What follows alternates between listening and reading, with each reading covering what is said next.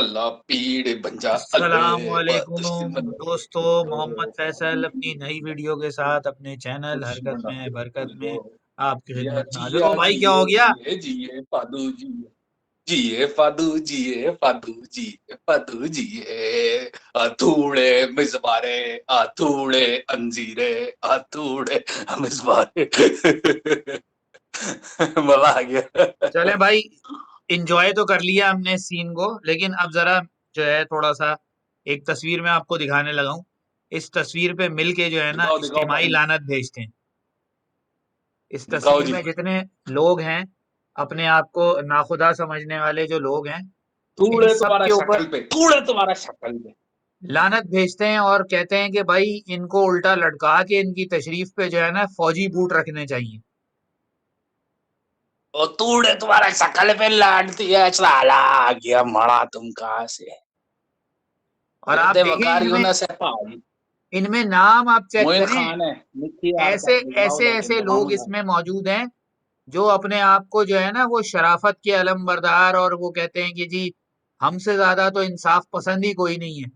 तो इनके लिए तो मेरा वही जुमला है जो एक मशहूर फिल्म का था ना, तो उसको मैं चेंज कर रहा हूँ कि सही सिलेक्शन नहीं करते तो मर क्यों नहीं जाते। क्योंकि इनमें एक इसी बात साथ पे जो धमाल हो जाता हाँ अल्ले वाद से मन दे पिटो इसमें एक वो थे पबीर बजा। जो साबिक चीफ सेलेक्टर जो बड़े हाजी बने घूम रहे हैं आजकल, लोगों को तबलीग भी कर रहे होते हैं। उन्होंने ये कह के फवाद आलम को बाहर किया था कि मेरिट पे बाहर किया है हमने, he is not an international uh material. ओ तूड़े तुम्हारा शक्ल पे, ओ साला गड़ा को यहाँ से तुम, वो नाम नहीं लो उसका साले का। वो आप कहते हैं ना मौके की मुनासबत से आप जो है वो आपके मुंह से फूल झड़ रहे हैं, वो गुल मैं खुशी तो हो कह रही रहा है। हूँ जिस जिसको वो 10 फवाद 10 साल का इशारा नहीं कर रहा था, वो 10 लांदे भेज रहा था। तूड़े तुम्हारा शक्ल पे, लाम ऐन नून ते। लानत। हम्म, आज तो पप्पी ले लो फवाद आलम। भाई अब तो वो सीन भी नहीं है, अब तो ये है 100 पप्पियां इधर, 100 पप्पियां उधर। ओ बड़ा दिल खुश कर देता भाई, सलाम वालेकुम। हाँ भाई, अब खैर, जो है थोड़ा थोड़ा सा एक एक सीरियस सीरियस जरा सा देखें इस चीज को, हाँ। कि आप जब तक हम्म। ना इंसाफी 10 साल करते रहे, सब भूल जाओ। मैं तो सब कहता हूँ, इस खड़े होने का अंदाज भूल जाओ, सौ हाँ। रन भूल जाओ। हाँ। उस बंदे की डेडिकेशन देखो, वो अभी भी गिरा डाउन टू अर्थ है। वो 50 के बाद पता है उसने सिर्फ यूं इशारा किया, थैंक यू, हम्म। बस, ग्लव का बस। उसको पता है मैं पक्का नहीं हूँ, मुझे जो जगह मिली है वो अल्लाह ने मेरे ऊपर जो है ना, वो मुआवजा कहता हूँ मैं तो उसको भाई। हाँ, और क्या। 10 साल, 10 साल 11 साल मुआवजा ही होता है भाई। तो बिल्कुल। अगर आप मुआवजे से आ गए हो तो वो उसको, मतलब ये सब उन लोगों के लिए जो सत्ता एक 84 टेस्ट खेल के 50 रन बना के समझा कि टेस्ट खत्म हो गया अब मेरा, हम्म। मैंने बना लिया अपने रन। एक वो जो 77 टेस्ट खेल रहा है और वो घर पे बैठा हुआ है सिर्फ इसलिए कि वो एक ही बंदा खेलेगा। हम्म। एक वो जिसने आगे पाकिस्तान का नाम रोशन करना था लेकिन उसको चांस नहीं मिल रहा। एक वो जिसने अभी सीजन में ही 900 रन बना दिए हैं, उसको भी चांस नहीं मिल रहा। उन सबको मैं कहता हूँ कि भाई पता नहीं अल्लाह ने कहाँ लिखा है तुम लोगों के लिए मेहनत कर। मेहनत का फल मिलेगा ही मिलेगा। भाई कल जो हम बात कर रहे थे, कल हमने हाँ जी। यही कहा था कि भाई ये इन्होंने जिस तरह सऊद शकील को इग्नोर किया फाइनल 11 के लिए, आप ये देखें कि हाँ, आम तौर पर जब डेब्यू कराए जाते हैं तो एक तो होम सीरीज में कराया जाता है, और दूसरा ये भी बिल्कुल कोशिश की जाती है कि होम ग्राउंड पर डेब्यू हो जाए तो बहुत अच्छी बात है। क्योंकि जिस बंदे ने अपने होम बिल्कुल ग्राउंड पे डोमेस्टिक खेली होती है उससे ज्यादा उस ग्राउंड को कोई नहीं जानता होता। और सऊद शकील को सही। इन्होंने बाहर करके, यानी बहरहाल चलो दूसरे को चांस दे दिया, डेब्यू करा दिया, ठीक है, एक यंगस्टर को चांस मिला। लेकिन मेरे हिसाब से कराची में सऊद शकील डिजर्व करता था कि उसको चांस दिया जाता। और फिर एक चीज और है कि जिस टाइम फहीम अशरफ को गेंद लगी थी हेलमेट पे, तो उस टाइम मेरे जहन में ये था कि भाई अगर ये वाकई कंकशन वाला मामला है तो इनको फ़हीम अशरफ को रिप्लेस कर देना चाहिए सऊद शकील से, क्योंकि सऊद शकील जो है वो एक तो आपको चौथी इनिंग में बैटिंग करनी पड़ेगी, तो आपको चौथी इनिंग में वैसे ही बैट्समैन ज्यादा चाहिए होगा। दूसरा ये है कि वो लेफ्ट आर्म स्पिनर भी है, तो एक एडिशनल आपको स्पिन ऑप्शन मिल जाएगा, कोई 8 10 15 ओवर वो दिन में निकाल सकता है जरूरत पड़ने पे। और अरे चौथ अरे एक second, stop stop stop stop. ये आप मिसबा मिसबा की मैनेजमेंट की बात कर सॉरी यार, गलती हो गई। सरजी सारी, ये कहाँ तक सोच रहे भाई सरजी आप? सारी। हम मैच जीतेंगे, इन्हीं तरीकों से जीतेंगे। अच्छा बस अल्लाह दूसरी, नाम लो और आ जाओ हाँ, मैदान में। अच्छा ये बताए कि ये कोई पीछे। राणा साहब लगता है अपनी बैटरियां वैटरियां चेंज करा के आए। अरे राणा टेस्ट में पता है क्यों रन बना रहा है? वनडे में वहां फील्डर होते हैं जहां वो शॉट मारते हैं, टेस्ट में नहीं होते वहां। तो टेस्ट खिलाए बस इसको। अरे अरे अभी अभी मैंने कहा भाई हल्का हो जाओ, हल्का हो जाओ। मिसबा मिसबा मैनेजमेंट है। वनडे और T20 में आप किसी और कॉम्बिनेशन। लड़के को खिलाएं, आमिर यामीन को, अमाद बट हाँ वगैरह को खिलाएं। बिल्कुल अनवर अली, कॉम्बिनेशन अनवर अली और आजकल बड़ी अच्छी फॉर्म में। बिल्कुल कॉम्बिनेशन कॉन्फिडेंस तोड़ने का माहिर है मिसबा। लेकिन बहरहाल एक क्रेडिट मैं मिसबा को दूंगा, क्योंकि जाहिर सी बात है यहाँ हम जो है वो किसी के खिलाफ हमारा जाती एजेंडा नहीं है। जो गलत करता है हम उसकी ऐसी हाँ जी। तैसी करते हैं, और जो सही करता है उसकी हम खुल के तारीफ करते हैं। ये जितने नाम, हाँ दसों दस। अभी मैंने आपको तस्वीर दिखाई, उस तस्वीर में जितने लोग थे उनमें वाहिद मिसबाह उल हक वो हम्म, शख्स है जिसने फवाद आलम को इतने अरसे इन लोगों ने इग्नोर किया, और उसने एज ए चीफ सेलेक्टर 15 में लेके आया, 20 में लेके आया, और फिर 11 में भी हम्म, लाया, और फिर एज ए हेड कोच बिल्कुल बिल्कुल खिलाया भी। ये क्रेडिट उसको जाता है। भाई। ये इंटेंशंस उसकी आप क्या पॉजिटिव होगी। कर रहे हैं, मैं तो ये कहूंगा कि भाई जब आपकी जॉब ऑनलाइन आना शुरू होती है ना, जब आपको पता चलता है कि ठुड लगने वाला है, तो सही फैसले खुद ब खुद दिमाग में आना शुरू हो जाते ये हैं। तो आप खैर। खिलाते रहे T20 प्लेयर, हम्म, आप खिलाते रहे लेस एक्सपीरियंस्ड प्लेयर टेस्ट 11 में, उसका खमियाजा 7 नंबर पे है हम भाई। 7 नंबर। उसका खमियाजा ये पिछले 9 10 साल में हम्म, आपको ना कोई बॉलर मिलेगा 200, मैं रिपीट कर रहा हूँ अपने आप को, ना कोई बैट्समैन मिलेगा जो 5-6 हजार रन बना चुका है असद शफीक और अजहर अली के अलावा। बाबर आजम अब आगे की तरफ जा रहा है। क्यों क्यों क्यों इस तरह से हम? क्योंकि मिसबा का दौर है पूरा 11 साल, hmm, as a player as a coach. फिर बीच में 2 साल के लिए वो आया था, मिक्की आर्थर। हम्म, तो as a player as a coach तो ये पूरा तकरीबन 9 साल तो आप समझ लें कि मिसबा के ना। हाँ, तो आप पूरा पूरा ब्लेम भी डाल सकते हैं, ब्लेम डाल सकते हैं। आप कह रहे हैं, सही कह रहे हैं, फवाद को लाना इधर तक हम्म, है, ये फैसला सही है। लेकिन भाई तेरे ऊपर इतनी मुसीबतें पड़ गई है, तुझे सिर्फ आसानी यही नजर आई है, फवाद को खिला दो। ये बात भी सही है, क्योंकि जब मैं इस तरह आपके से ही पास सोचता हूँ। ये चार टेस्ट बैट्समैन खेल रहे थे, तो ये पांचवा रखते ही नहीं थे हाँ स्पेयर में।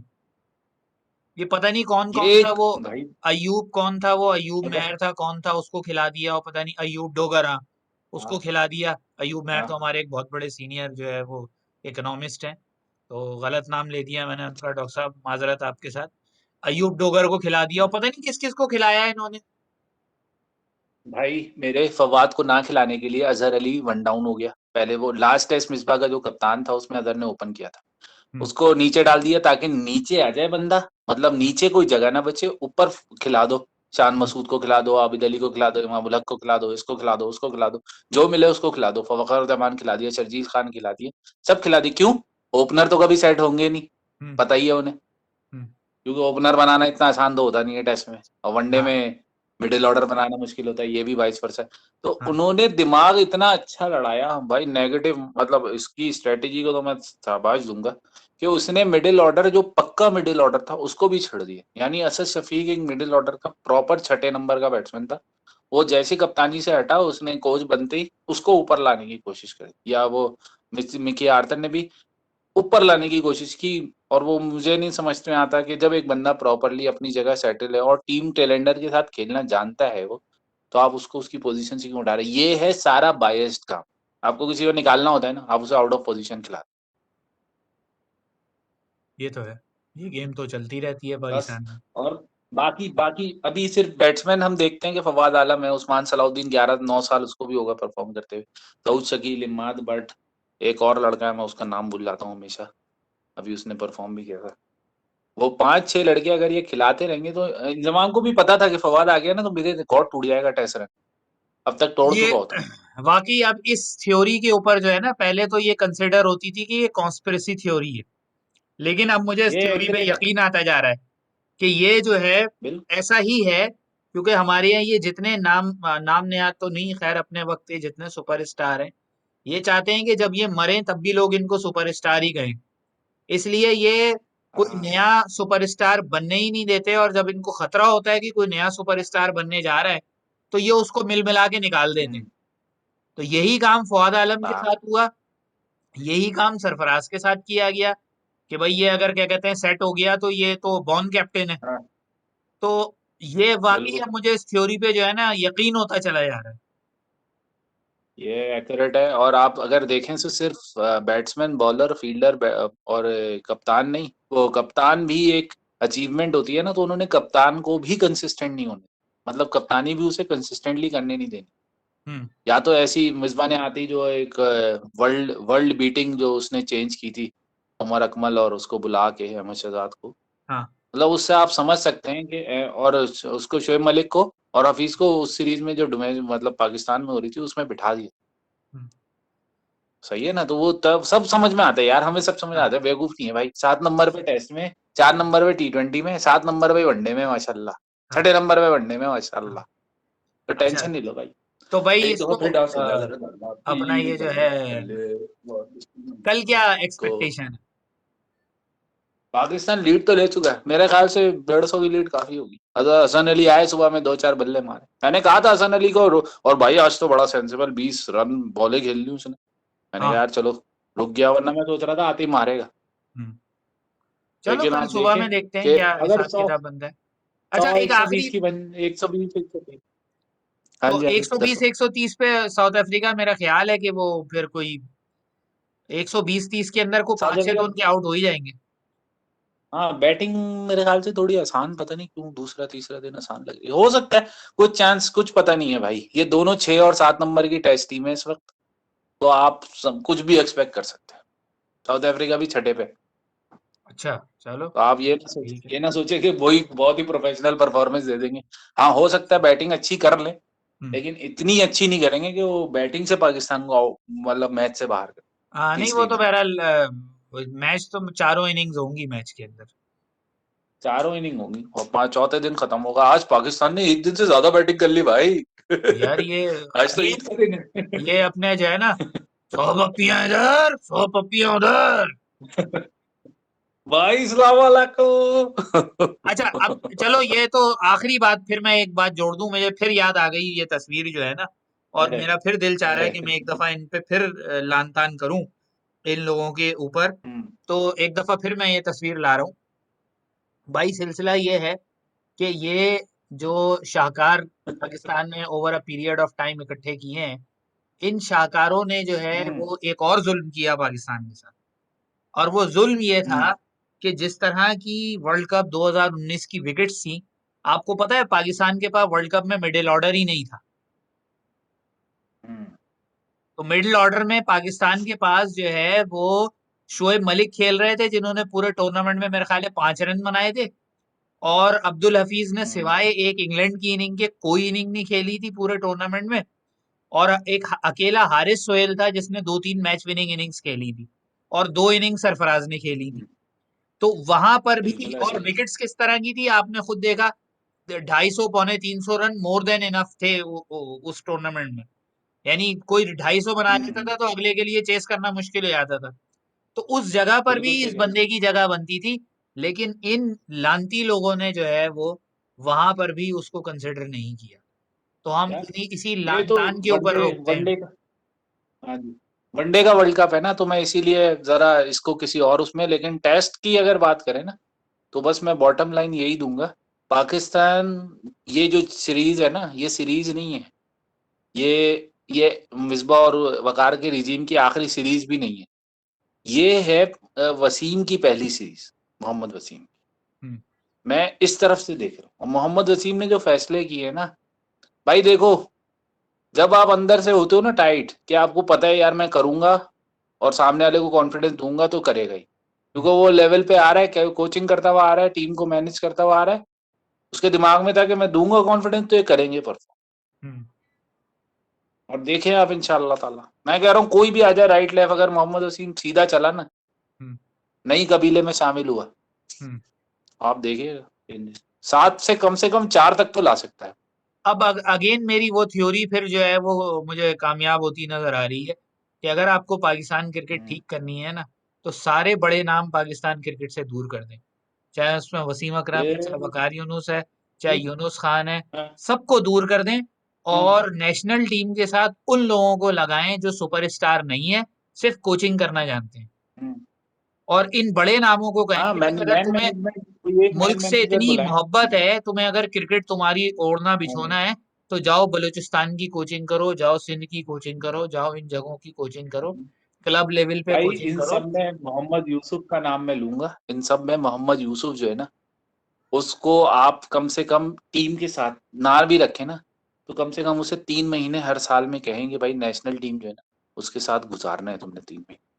और इसी तरह से आप अगर बहुत ज्यादा आगे ना जाएं, शोएब अख्तर और मोहम्मद अकरम में से कोई एक पकड़े आप और कहें भाई ये दोनों, या दोनों को ही बोलें, और फास्ट बॉलिंग क्योंकि हमारा मुश्किल वो बनता जा रहा है, फास्ट बॉलिंग हम विकेटें नहीं ले पा रहे 20 टेस्ट मैच में, सिर्फ टेस्ट की बात कर रहा हूँ और किसी चीज की। आप इन दोनों को बोले यार जाओ बॉलर से बात करो, जाके देखो कि यार क्या मसले मसले, एटीट्यूड चाहिए बॉलिंग में, वो मिसिंग है। और बैटिंग में मेंटल स्ट्रेंथ चाहिए जो मिसिंग। आज फवाद ने कुछ शो नहीं किया, हाँ, मेंटल स्ट्रेंथ ही जो उसने इतनी खराब विकेट पे बैटिंग करी। 4 दफा उसके हाथ पे सही है गेंद ना, उसने लगी है। चांस ही नहीं दिया। हाँ, चांस ही नहीं दिया ना, दूसरे को चांस दोगे तो उसका हौसला बढ़ेगा ना भाई। आपके पास इतना डोमेस्टिक का 12,000 रन का जो एक्सपोजर आपने एक्सपीरियंस लिया, उसको एक्सपोज करो, यहाँ पर लाके दिखाओ हम्म, कि भाई इस तरह रन बनते हैं इस विकेट। कर दिया उसने, अब क्या चाहिए भाई। न्यूजीलैंड में भी मुश्किल कंडीशन थी, कर दिया 100 रन, अब हाँ, भी कर दी। हम्म, जवाब दे दो भाई, कोई अगर 11 में से पिछले अगर 10 में से कोई ऐसा है। ताबिश खान मैंने आपको कल बताया था 77,000 बॉलें, और फवाद आलम जो है वो तकरीबन 44,000 बॉलें खेल गया है, 12,000 रन जो बने। तो मजाक थोड़ी है यार ये। खैर, इतना काफी है। हम्म। चलें जी, फिर इंशाल्लाह कल एक मिलेंगे दफा कल के बस हो जाए। रिव्यू के साथ। और एक बार फिर इख्तिताम जो है वो, अल्लाह पीर पंजा अल्ले, वाह थूड़े मिसबा तुम पे, वाह चले जी, थू अल्लाह हाफिज। अल्लाह।